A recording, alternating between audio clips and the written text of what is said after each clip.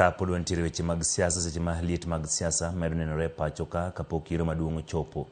Gavana County ma Narok Patrick Ole Ntutu osiro jatend piny Kenya William Ruto kowacho ni en ema pod oromo telo ne Kenya kar bedo ni kweth ma keto piny owacho tesre goye.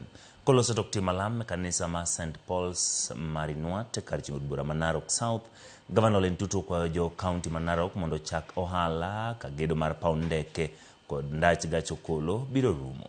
Ole Ntutu bende kwayo jonyuol mondo orit nyithindgi okalo aoche yweyo matin ma gibiro bedoe kinde ma koth medo chwe e gwenge mopogore opogore pacho ka.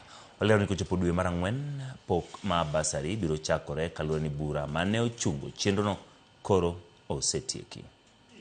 Uongozi ya Mheshimiwa Rais William Samoei Ruto, tunajua ile kazi ameweka Kenya mzima, hata sisi pia tumehesabika kama wana Narok.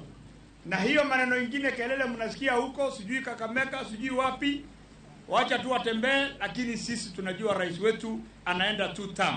Wale wanatafuta mambo ya senator, wanatafuta governor, wanatafuta MP, lakini rais hiyo imeenda.